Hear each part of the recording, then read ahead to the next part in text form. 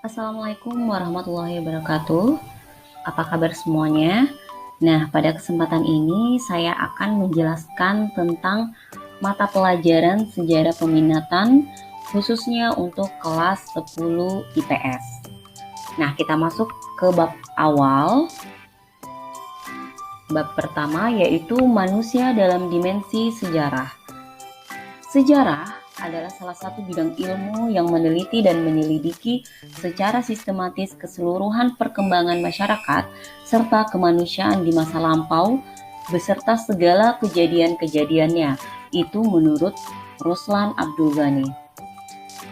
Dengan maksud untuk menilai secara kritis seluruh hasil penelitiannya untuk dijadikan perbendaharaan atau pedoman bagi penilaian dan penentuan keadaan masa sekarang serta arah progres masa depan.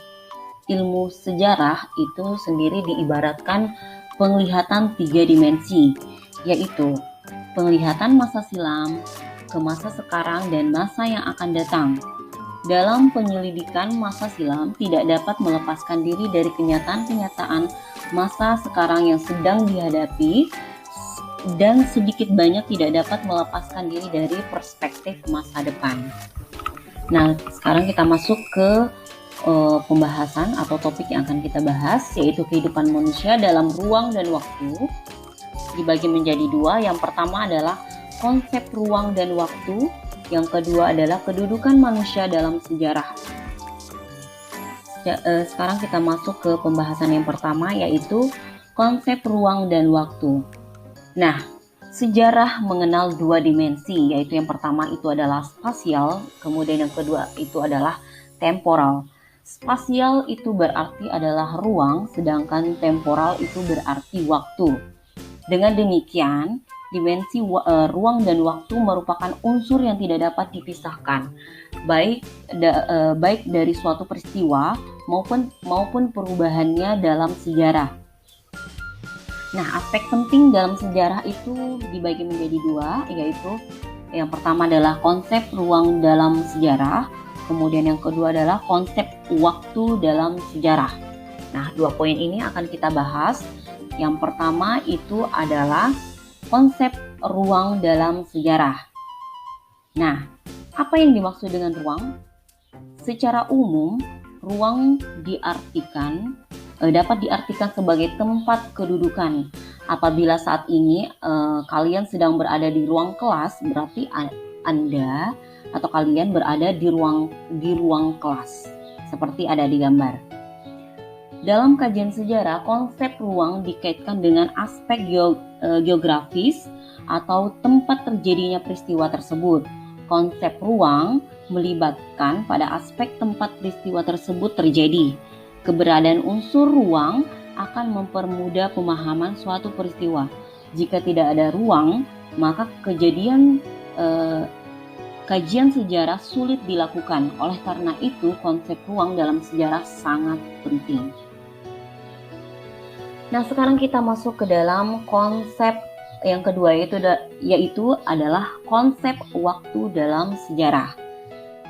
Dalam kajian sejarah, waktu menjadi bagian yang sangat penting. Waktu menentukan kapan terjadinya peristiwa. Selain sebagai penjelas informasi, waktu dalam kajian sejarah menjadi penanda peristiwa sejarah bersifat unik atau anomalik. Peristiwa sejarah dikatakan unik karena peristiwa tersebut hanya terjadi satu kali di tempat tertentu. Sebagai contoh, dalam peristiwa proklamasi kemerdekaan Indonesia, yaitu pada tanggal 17 Agustus 1945, merupakan waktu terjadinya peristiwa tersebut. Nah, peristiwa ini disebut unik karena hanya sekali terjadi, yaitu pada 17 Agustus 1945.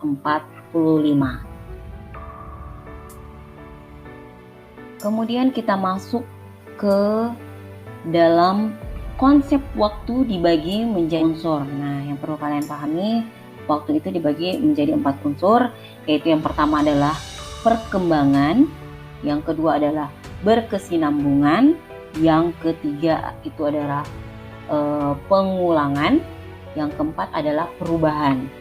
Nah, saya akan menjelaskan keempat poin ini. Kita masuk ke poin yang pertama, itu adalah perkembangan. Nah, seperti kalian lihat gambar yang ada di samping itu adalah gambaran Kota Tarakan tempo dulu dan zaman sekarang.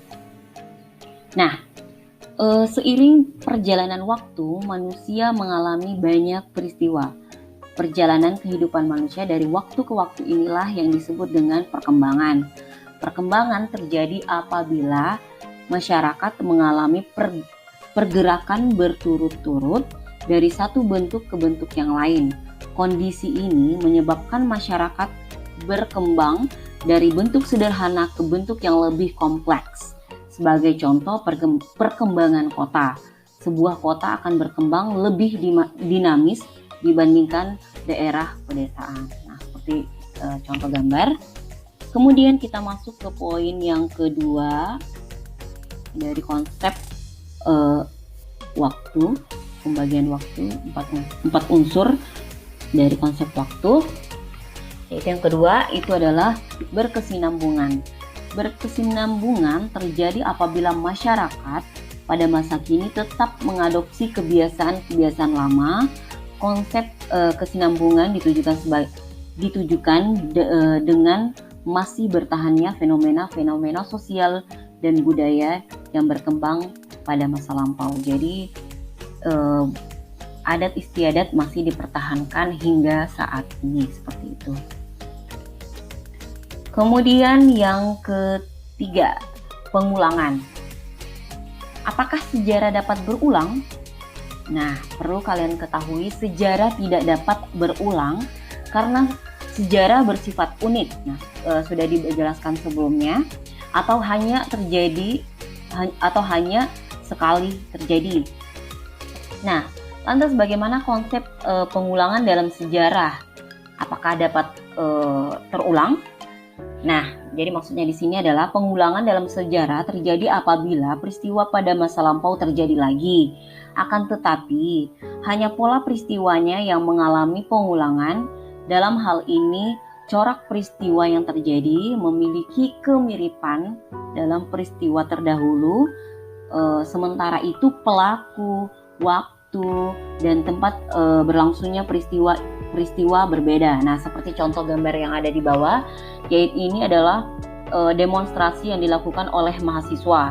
Itu pertama terjadi pada tahun 1966, kemudian peristiwa demonstrasi yang kedua yaitu terjadi pada tahun 1998, dan demonstrasi yang terjadi yang baru-baru ini terjadi yaitu pada tahun 2019. Nah, itu peristiwanya sama, yaitu demonstrasi yang dilakukan oleh mahasiswa.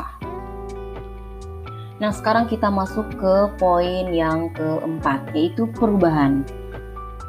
Nah, berdasarkan kedua gambar yang ada di samping, pada mulanya petani menggunakan kerbau untuk membajak sawah. Setelah penemuan teknologi, petani menggunakan traktor untuk mengolah sawah. Nah, penggunaan traktor ini menunjukkan masyarakat menggunakan sarana dari bentuk yang sederhana ke bentuk yang lebih kompleks. Nah, seperti yang kalian lihat gambar di samping, petani membajak sawah di gambar pertama dengan menggunakan kerbau. Kemudian pada gambar di bawah, petani menggunakan traktor, lebih berkembang. Nah, sekarang kita masuk ke pembahasan yang kedua, yaitu kedudukan manusia dalam sejarah. Nah, menurut Kunto Wijoyo, sejarah adalah ilmu tentang manusia. Manusia dalam sejarah berperan sebagai pelaku dan saksi sejarah.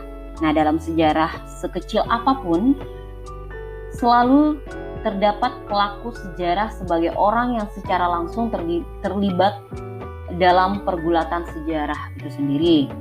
Nah, jadi akan dibagi menjadi dua penjelasannya, yaitu yang pertama adalah manusia sebagai objek sejarah, Kemudian yang kedua itu adalah manusia sebagai subjek sejarah. Saya akan jelaskan poin tersebut. Yang pertama adalah manusia sebagai objek sejarah. Nah, tokoh-tokoh yang yang ada di samping yang seperti Budi Utomo, Ki Hajar Dewantara. Nah, apa yang dimaksud dengan manusia sebagai objek sejarah? Sebagai objek sejarah, manusia berkedudukan sebagai aktor atau pemeran utama dari sejarah tersebut. Nah, jadi beliau-beliau inilah yang menjadi pemeran utama dalam sejarah dan diceritakan hingga saat ini. Kemudian poin yang kedua yaitu manusia sebagai subjek sejarah. Nah, selain sebagai objek, manusia memiliki kedudukan sebagai subjek sejarah. Apa yang dimaksud dengan manusia sebagai subjek sejarah? Manusia sebagai subjek sejarah berarti manusia sebagai pembuat dan penutur kisah sejarah. Manusia sebagai subjek sejarah atau pengisah sejarah memiliki subjektivitas yang tinggi. Nah, sebagai contoh, suatu ketika Anda dan teman Anda menghadiri acara pertunjukan musik di sekolah, apakah pengalaman yang Anda kisahkan akan sama dengan pengalaman teman Anda? Nah, pengalaman yang Anda kisahkan tentu berbeda dengan pengalaman yang dikisahkan oleh teman Anda sendiri. Saat mengisahkan pengalaman masa lampau, itulah peran subjektivitas pengisah sangat menentukan. Nah, seperti itulah penjelasan. Nah, sekian untuk materi hari ini. Wassalamualaikum warahmatullahi wabarakatuh.